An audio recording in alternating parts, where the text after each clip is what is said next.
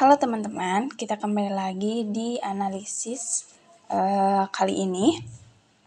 Kali ini kita akan menganalisis distribusi ukuran partikel dengan menggunakan data dari SEM. SEM ini digunakan agar kita mengetahui morfologi dari suatu permukaan suatu sampel. Oke. Untuk analisisnya sendiri, kita akan gambar yang akan dianalisis akan kita olah dengan menggunakan imaji. Untuk tampilan imajinya akan seperti ini. Lalu imaji ini digunakan untuk kita mengetahui ukuran partikel pada data gitu deh ya, dari gambarnya. Lalu pengolahan lebih lanjut nanti akan untuk mengetahui setiap partikel yang telah diukur itu kita akan menggunakan aplikasi Origin agar kita mengetahui distribusi ukuran partikelnya. Oke, kita langsung saja ya. Langsung saja kita masukkan filenya. Di sini ada file, lalu kita open. Masukkan. Nantinya akan jadi seperti ini ya.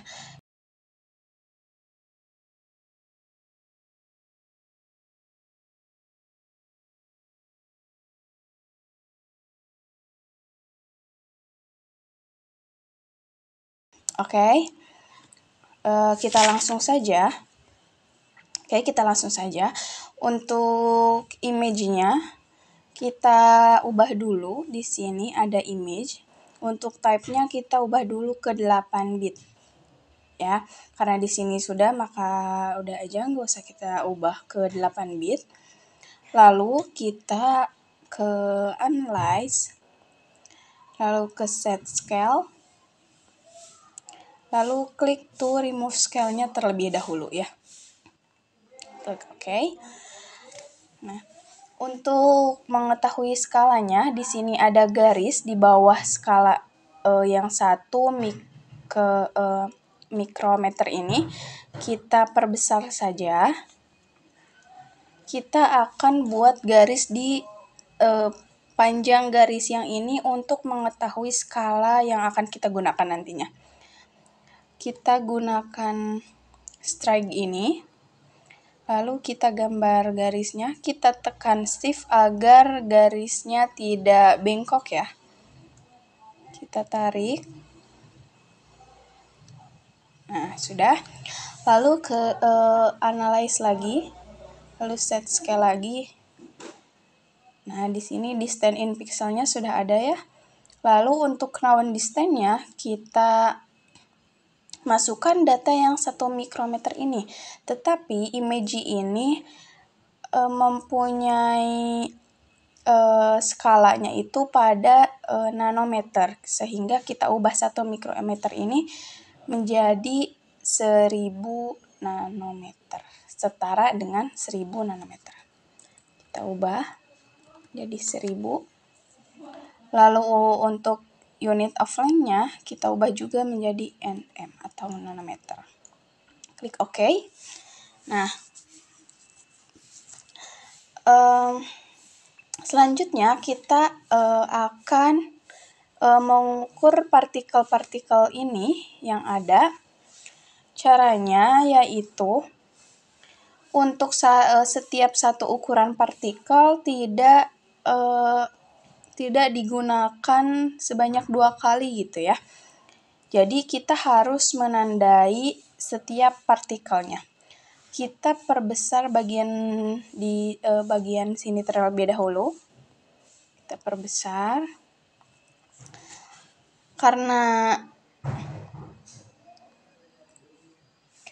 kita perbesar, lalu kita buat garis seperti ini. Nah, lalu kita tandain di edit, lalu fill. Untuk nantinya kita bisa pakai Ctrl F. Lalu kita ke analyze, lalu measure, untuk nantinya kita bisa CTRLM. Nah, nantinya akan muncul seperti ini, ada data area, min, max, angle, sama length-nya. Untuk length-nya ini adalah berupa diameter dari setiap satu partikel ini ya. Karena partikel ini berbentuk bulatan, sehingga bisa dikatakan ini adalah dengan bentuk nanosfer ya. Panjang dari length ini merupakan diameter dari satu partikel ini gitu. Oke, ini untuk caranya cukup mudah ya. Untuk selanjutnya akan dilakukan dengan cara yang sama. Kita juga bisa memberi angka pada setiap satu partikel yang telah kita tandai gitu ya. Kita pakai ini. Lalu di sini kita ketik 1 misal untuk menandakan bahwa ini data pertama. Lalu kita edit dan draw. Oke, nantinya seperti ini ya. Untuk data setiap partikel ini kita membutuhkan minimal 150 partikel nantinya. Maka dari itu untuk karena caranya yang sama dalam pengukurannya kita akan percepat saja ya.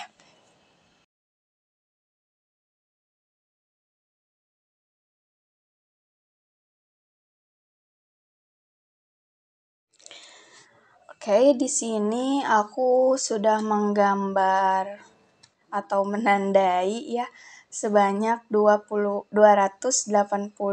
partikel. Mungkin datanya sudah lebih dari cukup ya. Untuk resultnya ini kita bisa copy saja. Kita bisa copy lalu kita pindahkan ke Excel.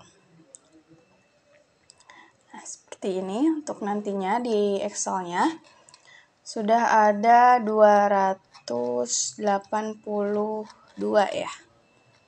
Nah, 282 partikel. Oke, karena di sini untuk length-nya adalah titik, tetapi jika titik kita pindah di Excel ini, jika kita pindahkan ke origin, maka itu akan menjadi nilai ribuan ya. Maka kita ubah dulu titiknya ini menjadi koma dengan cara kita klik sama dengan, lalu kita tandai length-nya, lalu dibagi dengan 1000. Oke. Untuk ke bawahnya sama, kita klik saja langsung. Oke. Nah, untuk data length ini kita akan olah lebih lanjut di aplikasi Origin. Kita copy saja, lalu kita pindahkan ke Origin. Kita paste di bagian sumbu Y. Nah, sudah ya. Kita namai dulu saja length. Oke. Nah, data length ini kita plotkan menjadi sebuah histogram.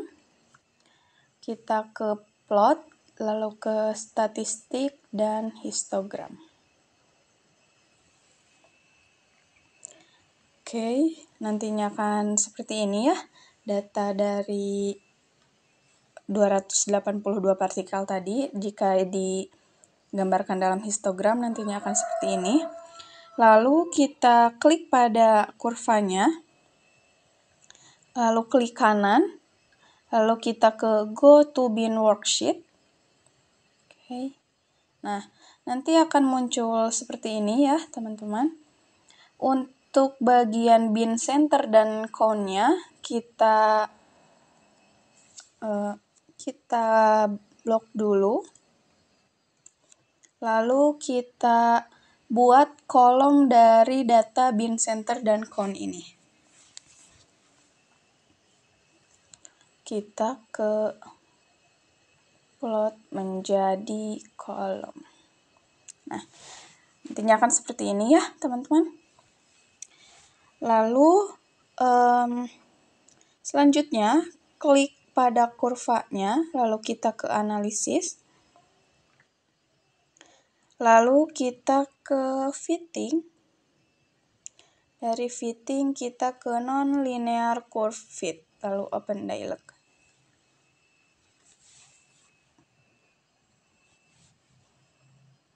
Nah, dia akan muncul halaman seperti ini. Untuk kategorinya kita akan ubah menjadi peak function karena kita harus mengetahui fungsi dari puncaknya. Lalu untuk functionnya kita ubah ke log normal. Lalu kita ke advance.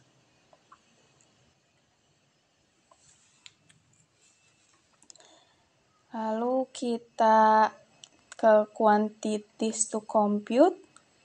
Lalu ada fit statistik.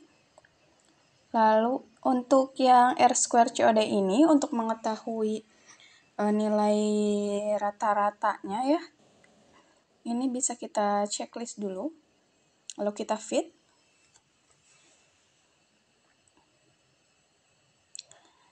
Oke. Nah, nantinya akan muncul data seperti ini. Nah, seperti ini ya teman-teman. Oke. Nah, sudah cukup. Sebenarnya kita jika goals-nya ini untuk analisis ini kita hanya bisa sampai histograma saja sudah cukup karena kita di sini hanya untuk mengetahui distribusi ukuran partikelnya. Tetapi untuk analisis lebih lanjut yang melalui bin center dan cone ini itu nantinya kita akan mengetahui bagaimana nilai X-nya, nilai W-nya, seperti itu. Oke, di kurva yang ininya, ya, kita lengthnya ubah ke diameter. Kita ubah ke diameter dengan satuan nano. Lalu untuk sebelah sumbu Y-nya kita ubah ke frekuensi. Oke. Mungkin segitu saja ya yang bisa disampaikan karena goals-nya hanya sampai ke kurva histogram ini. Semoga video kali ini bisa membantu teman-teman dalam menghitung analisis distribusi partikel pada pengukuran SEM. Oke, mungkin sampai sini saja. Semoga bermanfaat. Ketemu lagi di video selanjutnya. Wassalamualaikum warahmatullahi wabarakatuh.